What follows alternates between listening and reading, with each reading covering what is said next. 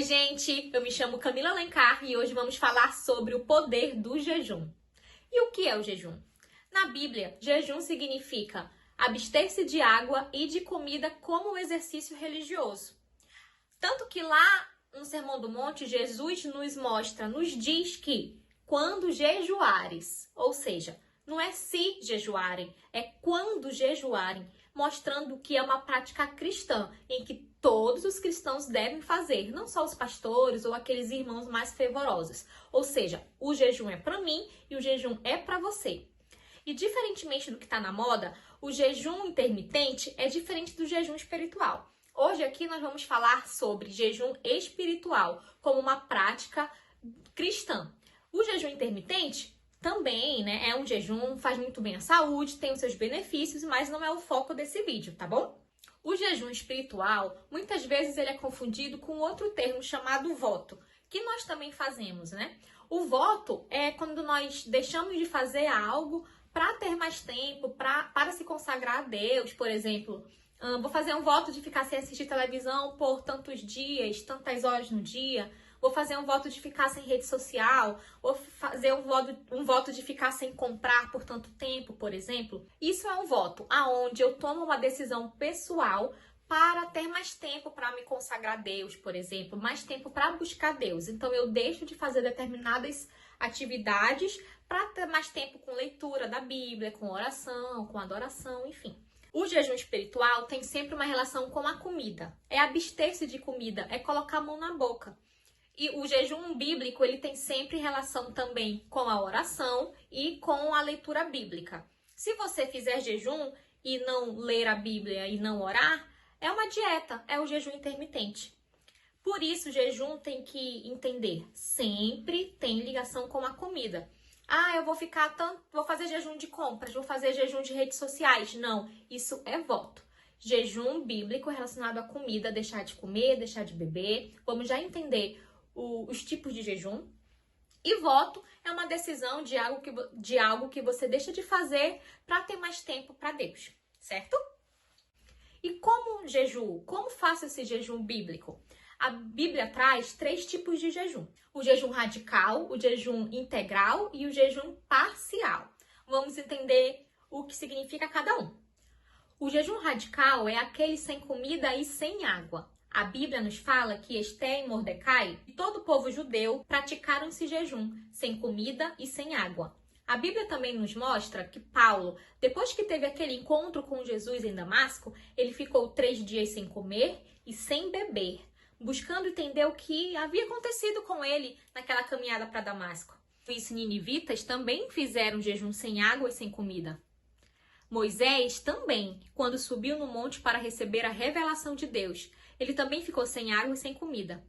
Esse é o jejum radical. Ele é muito extremo e difícil porque exige demais do nosso corpo ficar sem água e sem comida. Por isso ele não é muito recomendável. Caso faça, tem que ser em momentos muito específicos da vida, porque a pessoa realmente fica desgastada. Mas temos também o jejum integral. O jejum integral é onde você se abstém da comida, você fica sem comer, mas pode beber, que foi o jejum que Jesus fez por 40 dias no deserto. A Bíblia diz que no final de 40 dias, Jesus não teve sede, ele teve fome. Se ele tivesse ficado 40 dias sem tomar água, ele também teria tido a reação de ter sede. Mas não, Jesus teve fome. O jejum integral nós conseguimos fazer, o ficar somente com água e deixar de comer. Só que aí você começa devagar, até porque o seu corpo vai sentir. Comece um dia jejuando somente com água, e aí você não vai morrer se ficar um dia sem comer, tá bom? Mas é importante que você busque acostumando o seu corpo devagar. Comece tirando aqueles alimentos mais pesados, mais gordurosos. Passe a comer muito mais frutas e líquidos uma semana antes, por exemplo, de começar um jejum integral. Porque assim o seu corpo vai se acostumar com a falta da comida e você vai sentir um pouco mais de disposição do que cortar do dia para a noite o alimento, o alimento sólido. Então, o jejum integral, você pode começar um dia somente com água. E aí, conforme o seu organismo vai adaptando, você vai passando para 2, 3 dias, uma semana, somente com água. Em caso você pense em passar por essa experiência de fazer o jejum de 40 dias somente com água, como Jesus fez no deserto, é importante que antes você se planeje. Busque fazer num período de férias ou de alguma licença, porque o seu corpo ele vai ficar muito desgastado. A cabeça vai doer, a energia vai sumir. Então, procure um profissional também, um médico, né?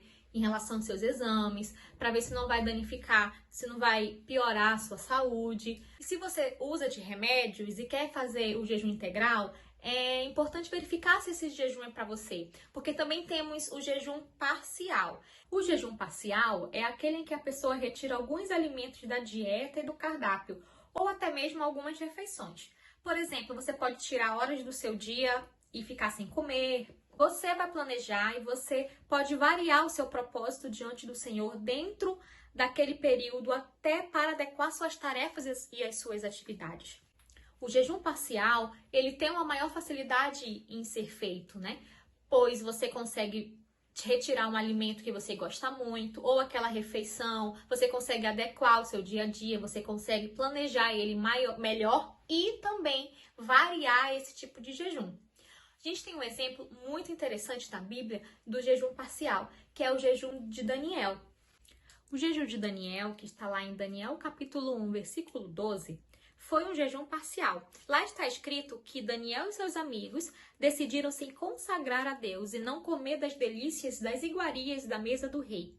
Por isso, o jejum de Daniel é um jejum parcial e é chamado do jejum de delícias. O profeta comeu apenas verduras, legumes e frutas. Mas talvez você deve estar se perguntando, por que eu devo jejuar? Na Bíblia, há pelo menos 4 razões que Deus nos chama para o jejum. A primeira delas é quando precisamos de uma intervenção de Deus. Sabe quando a gente precisa de algo que não está nas nossas mãos, algo que a gente é incapaz de fazer? Jejuamos para que Deus, assim, faça o que não conseguimos fazer. O exemplo disso é Esther, que convocou todo o povo judeu a iniciar um jejum coletivo para que Deus agisse por eles, evitando que fossem dizimados. Um outro exemplo, o rei Josafá, que ouviu a notícia de um exército muito numeroso que estava marchando em direção a Jerusalém. Ele olhou o tamanho daquele exército e percebeu que ele era muito inferior ao exército inimigo que estava vindo contra ele. Ele sabia que não tinha condição nenhuma de vencer aquela batalha. E o que o rei Josafá fez? Lá em 2 Crônicas 20, explica. Ele conclamou o povo ao jejum e à oração, pois ele sabia que se Deus não agisse, todos estariam perdidos. Portanto, você pode convocar sua família para momentos de jejum e oração. Se você estiver precisando de uma intervenção de Deus, de algo sobrenatural, com algum filho que você não sabe mais o que fazer, se seu casamento está destruído e você não consegue sucesso, independente do que você faça, se no seu trabalho você tem situações que não consegue resolver, talvez seja o momento de você começar a se preparar para fazer um jejum. Pode ser parcial, integral ou até mesmo radical de 1 ou 2 dias. Pode ser o momento em que você precise da intervenção de Deus de forma profunda através de um jejum. A Bíblia nos mostra que em situações assim as pessoas jejuavam a Deus. A segunda razão do porquê jejuar é quando precisamos realizar uma tarefa. Jesus, quando ele foi batizado, está lá em Lucas 4. Ele foi impelido ao deserto pelo Espírito. Lucas escreve que Jesus entrou no deserto cheio do Espírito Santo e ali permaneceu no jejum integral por 40 dias, sem alimentos. E ele foi revertido do Espírito Santo. Lucas escreve que Jesus entrou no deserto cheio do Espírito Santo e saiu do deserto no poder do Espírito Santo. É muito forte. E a Bíblia mostra essa diferença de uma maneira muito escancarada. Existe uma diferença entre estar cheio do Espírito Santo e estar no poder do Espírito Santo. Isso é um exemplo de como devemos viver o nosso dia a dia para cumprir tarefas e missões. Jesus começou a pregar, começou a curar enfermos, Jesus começou a libertar endemoniados, Jesus começou a enfrentar a oposição daquela época como? Revestidos do poder do Espírito Santo. Outro exemplo, que está lá em Mateus 17, 21, onde os discípulos não conseguiram expulsar o demônio de um menino e o pai do menino chamou Jesus. E Jesus deu um jeito. E quando os discípulos ficaram intrigados, por que o Senhor expulsou esse demônio e nós não? Jesus respondeu, vocês podem fazer tudo o que eu faço, mas essa casta existem tipos de demônios que só saem com jejum e oração. Então Jesus deu para eles a chave. Se vocês querem alcançar todos os níveis de poder que vocês veem se manifestar na minha vida por causa do Espírito Santo em mim, então vocês devem fazer o que eu faço, ter um estilo de vida de jejum e oração. Ou seja, Jesus disse para os discípulos: sabe por que vocês não conseguiram? Porque vocês precisam jejuar e orar mais. Uma terceira razão do porquê jejuar é para discernirmos a voz de Deus, para buscar uma direção. Quem deseja ter mais clareza ao diferenciar a voz da alma das outras pessoas e daquilo que Deus realmente quer dizer ao seu coração, deve dedicar tempo para oração e jejum. É nesse ambiente de dedicação ao jejum que a voz do Espírito Santo se torna mais clara. Tem muita gente perdida hoje porque não sabe o que Deus quer que elas façam. Elas clamam, elas oram: Deus, o que eu tenho que fazer? Que direção devo tomar? Mas elas estão perdidas. Quando a pessoa cria uma rotina e o hábito de jejuar e orar, que é o que Jesus espera de nós, essas pessoas se tornam mais sensíveis à voz de Deus e conseguem discernir com mais clareza aquilo que Deus quer que elas façam. E o quarto e último motivo do porquê devemos jejuar é porque precisamos mudar de vida. Todas as vezes na Bíblia que as pessoas percebiam que elas estavam no caminho errado, elas jejuavam e oravam. Durante o jejum, Deus vai mostrar para você quais são as áreas da sua vida que precisam de ajustes, arrependimento, confissão, mudança, tudo por meio do poder do Senhor. É inevitável que quando você começa a jejuar e orar, o seu coração começa a mostrar para você algumas áreas da sua vida que precisam ser mudadas.